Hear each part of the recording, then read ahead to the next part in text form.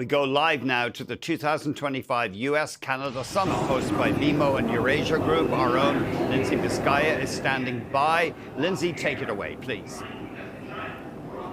Hi, Andy. Yeah, I mean, we're here bright and early, and of course, we've got our first guest joining us this morning, Gerald Butts. He is vice chairman at Eurasia Group. Of course, Eurasia Group and BMO hosting this summit, so thanks for taking a couple minutes. Appreciate it.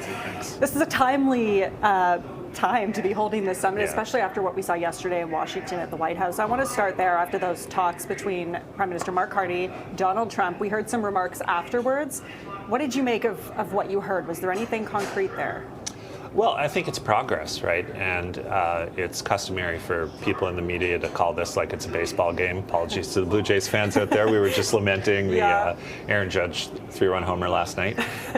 But these things take a long time. It's a very complex relationship, 9,000-kilometer border, $1 trillion in trade. You can't expect everything to be complete in one day, but my assessment is that that was progress.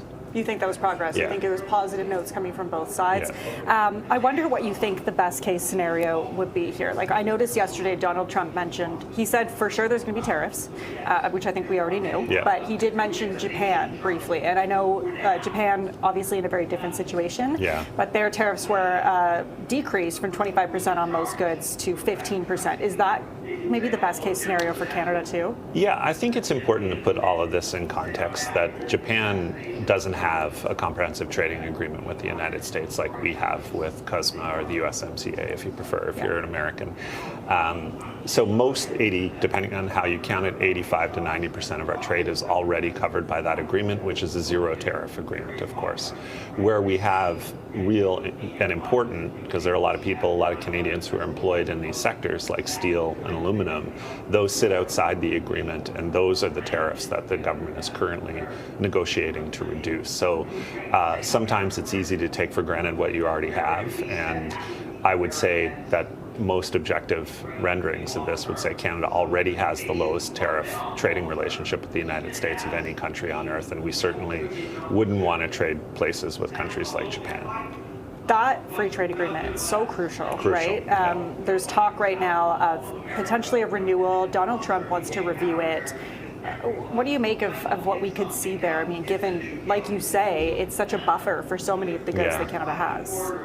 Yeah, well, it's everything, right? And as you know, part of my background in the first Trudeau government, I was intimately involved in the negotiation of that agreement, and we were keenly aware every day that it was an existential economic discussion for Canada, and that literally millions of Canadians depend on it for their employment. So there's no bigger economic policy problem that the government has to solve than how you come to terms with the United States for a successor agreement for the USMCA or CUSMA. And, you know, all that said, it's also important that they make progress on these sectoral problems that we were just discussing, but I wouldn't take a short-term win that would in any way hamper the longer-term prospect of a bigger, more comprehensive agreement. I want to get into your background as well and just ask you questions based on that. But just quickly, when we're talking about those sectors, steel, aluminum, maybe energy too, what's a best-case realistic scenario do you think Canada could see? I think it's a reduced tariff environment is the best-case scenario. As you said, the president believes in tariffs. He thinks that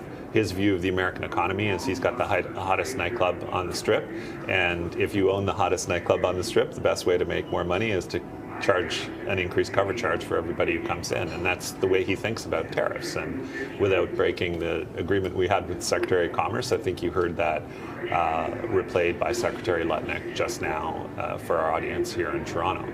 That is something that we can wish away. We could hope wasn't true, but it's true. So we have to live in the world that is presented to us and negotiate the best agreement in those sectors, keeping that in mind that you're always going to have tariffs as long as Donald Trump is president.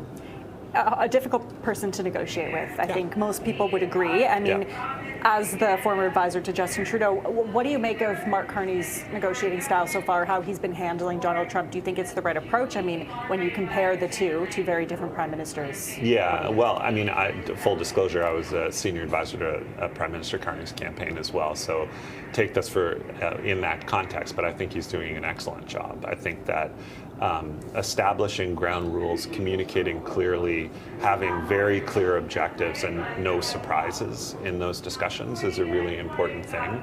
But he's got, I've said this in other media, I don't think there's been a more difficult time, certainly in my lifetime, to be Prime Minister of Canada.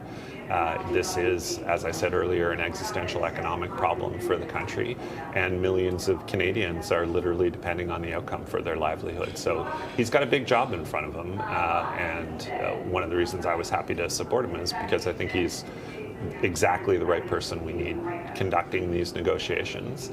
And if anybody can get a good outcome for Canada, I'm sure it's Mark Carney. Okay, thank you so much for your time. I appreciate it this morning. Great, thank you. So there you go, Andy. Lots more coming from this summit, but for now, we'll send things back over to you. Thanks, Lindsay. That's our own Lindsay Biscaya talking to Gerald Butts, Vice Chairman of the Eurasia Group.